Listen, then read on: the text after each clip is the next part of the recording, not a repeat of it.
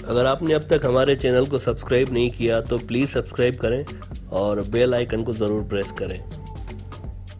Indian economy के तेजी से नीचे आने के बाद बीजेपी के सपोर्टर्स और इंडियन मीडिया के अक्सर आउटलेट्स ये बात अभी तक मानने को तैयार नहीं कि बांग्लादेश उन्हें बीट कर चुका है 2020 में। और कई इंडिया के सरकारी इकोनॉमिस्ट डिबेट में अपनी हुकूमत की कारकर्दगी को ये कहकर जस्टिफाई करने की कोशिशों में मसरूफ है कि बांग्लादेश की आबादी इंडिया से बहुत कम है, इसलिए कंपैरिजन नहीं हो सकती।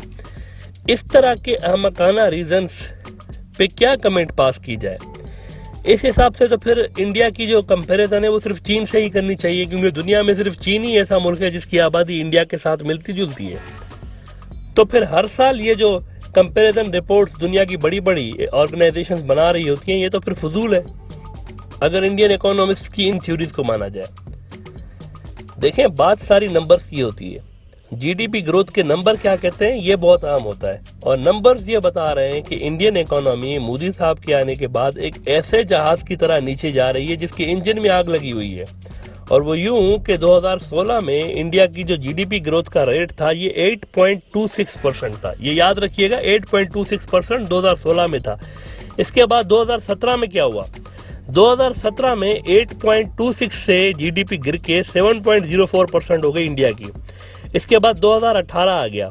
2018 में इंडिया की जीडीपी 7.04% से गिर के 6.12% हो गई, और 2019 में 6.12% से भी गिर के 5.02% हो गई। और इन सारे सालों में मुसलसल इंडिया की जीडीपी गिरने के बाद 2020 में क्रैश हो गई, बिल्कुल -10.3% पे आ गई।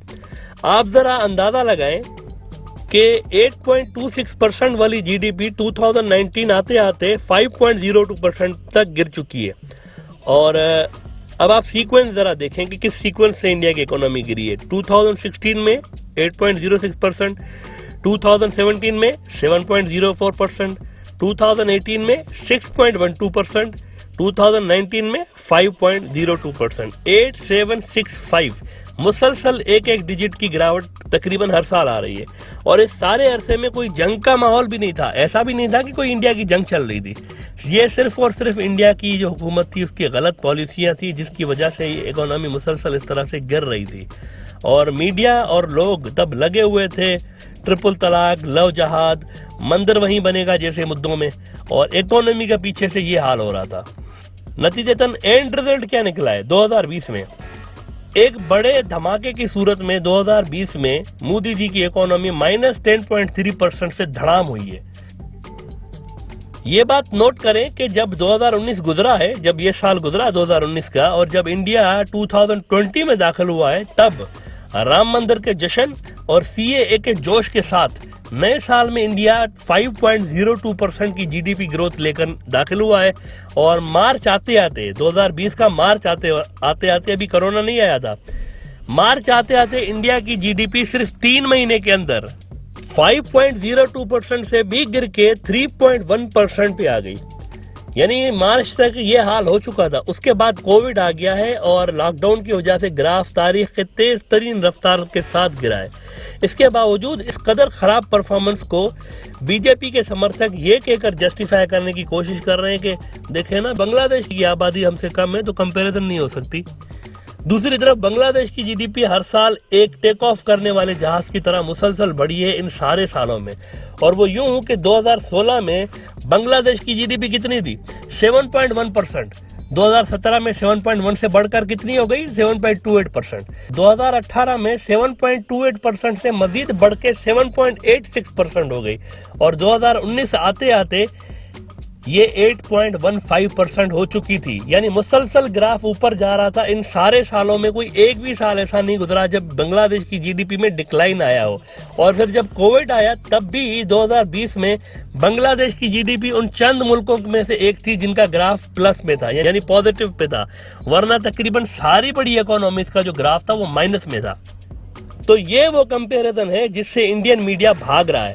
और अनफॉर्चुनेटली बीजेपी के प्रेशर में आकर कई इंडियन मीडिया आउटलेट्स ने ये कंपैरिजन दिखाई ही नहीं है। इंडिया की मईशत की सूरत हाल इस कदर खराब है कि इवन 2019 में ही एक सरकारी थिंक टैंक नीति आयोग के हेड राजीव कुमार ने कह दिया था कि इकोनॉमी का ये जो स्लो डाउन है ये 70 साल में इस तरह हमने कभी नहीं देखा, इसलिए जल्द अज जल्द बराए मेहरबानी कोई इमरजेंसी में पॉलिसी बनाए। लेकिन उनकी बात पर ध्यान नहीं दिया गया था और नतीजा आपके सामने है, टोटल कोलैप्स। किसी को ये नहीं पता कि इतनी बेहतरीन इकोनॉमी, इतनी बढ़िया इकोनॉमी अब इतना रिवर्स में कैसे जा रही है। बहुत से इकोनॉमिस्ट ये समझने से कासिर हैं कि वो इंडियन इकोनॉमी जो कि बीजेपी सरकार के आने से पहले 70 लाख नौकरियां हर साल प्रोड्यूस करती थी, 70 लाख, ये बहुत बड़ा नंबर है। ऐसी इकोनॉमी अब इस हाल पे आ गई है कि रिक्वायर्ड क्वांटिटी से बहुत ही कम नौकरियां प्रोड्यूस कर रही है, जिस वजह से अनएम्प्लॉयमेंट रेशो में मुसलसल इजाफा होता जा रहा है और एक खौफनाक हद तक इजाफा हो चुका है ऑलरेडी बेरोजगार लोगों की शरह में।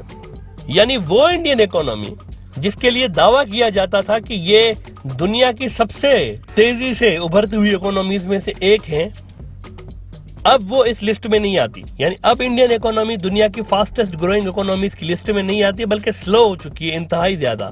और उससे भी बुरी न्यूज नेशनलिस्ट जो इंडियन हैं, जिन्हें इंडिया की फिक्र है, इनके लिए ये है कि मोदी साहब के उस्ताद और बीजेपी के अहम नेता डॉक्टर सुब्रमण्यम स्वामी ने कहा है कि 2034 तक 2034 तक बीजेपी की ही हुकूमत रहेगी। आप सब तैयार रहें, क्योंकि हमने हिंदुत्व की वेव फैला दी हुई है हर जगह। इंडिया की इस गिरती हुई इकोनॉमी पे कांग्रेस पार्टी के नेता राहुल गांधी ने अपने गुस्से का इजहार कुछ यूं किया। बीजेपी की सरकार ने असंगठित अर्थव्यवस्था पर आक्रमण किया है। 3 बड़े उदाहरण तो मैं आपको अभी दे देता हूं। नोटबंदी, गलत जीएसटी और लॉकडाउन। यानी राहुल गांधी कह रहे हैं कि आक्रमण किया गया है अर्थव्यवस्था पे, यानी कि मोदी जी की हुकूमत ने इंडियन इकोनॉमी पे हमला कर दिया है। ये कहना था राहुल गांधी साहब का, निहायत ही सख्त अल्फाज है उनकी तरफ से जो कि इस्तेमाल किए गए कि हमला हुआ इकोनॉमी के ऊपर, बाज़ाब्ता प्रॉपर प्लान हमला किया गया है और पूरी प्लानिंग करके इंडिया की इकोनॉमी को नीचे गिराया गया है, ये कहने की कोशिश कर रहे हैं राहुल गांधी साहब। लेकिन आपको ये जानकर हैरत होगी कि इतनी बुरी परफॉर्मेंस के बावजूद भी मोदी साहब का कहना है कि इकोनॉमी तो स्टेबल है हमारी, गिर कहाँ रही है और हमारे तो सारे ही सेक्टर ऊपर जा रहे हैं। बहुत से लोग अभी तक ये नहीं समझ सके कि मोदी साहब किस मुल्क के लिए ऐसा बोल रहे हैं कि हमारी इकोनॉमी तो बहुत ही ऊपर जा रही है, सारे सेक्टर ऊपर जा रहे हैं, क्योंकि जीडीपी माइनस में है इंडिया की और मौसूफ फरमा रहे हैं कि all the sectors are going up. इनका कहना था कि फाइनेंस हो या टेक्नोलॉजी, एग्रीकल्चर, मैन्युफैक्चरिंग, सभी ऊपर जा रहे हैं। मोदी साहब ने एक और मुश्किल बात कही है जो कि कई माहिर माशियात और बिजनेस एक्सपर्ट्स अभी तक समझ नहीं सके। उनका कहना था कि India is the place to be if you want return with reliability, demand with democracy, stability with sustainability and growth with green approach. अब ये ग्रीन अप्रोच को समझने के लिए थोड़ा सा देखना पड़ेगा कि ये ग्रीन अप्रोच जब वो कह रहे हैं कि तो उनका इशारा किस तरफ है, कि ये ग्रीन अप्रोच दरअसल है क्या। अगर तो उनका इशारा वेस्ट रिडक्शन और कार्बन डाइऑक्साइड की मिनिमम इमिशन और कम से कम एनर्जी लॉसेस की तरफ है, तो फिर तो दुनिया के टॉप पोल्यूटेड सिटीज में से अक्सर तो इंडिया में आते हैं। ऐसे में उनका ये क्लेम कि अगर आप को ग्रोथ चाहिए ग्रीन अप्रोच के साथ तो आप इंडिया आए, ये जस्टिफाई नहीं कर रहा है।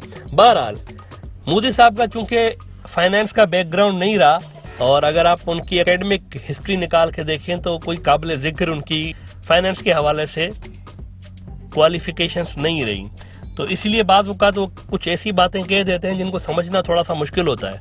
अब जैसे ये वाली इनकी बात बहुत सारे लोगों को इसलिए समझ में नहीं आ रही कि माइनस जीडीपी के साथ और ऐसी जीडीपी जो कि मुसलसल इतने सालों से डाउन ही जा रही है, इसमें बिना किसी मेजर रिफॉर्म्स के ये सब कुछ कैसे हासिल किया जा सकता है, ये बात समझ में नहीं आ रही। मोदी साहब के अलावा बाकी इकोनॉमिस्ट अभी तक इस चीज को, उनकी इस थ्योरी को एनालाइज करने की कोशिश कर रहे हैं।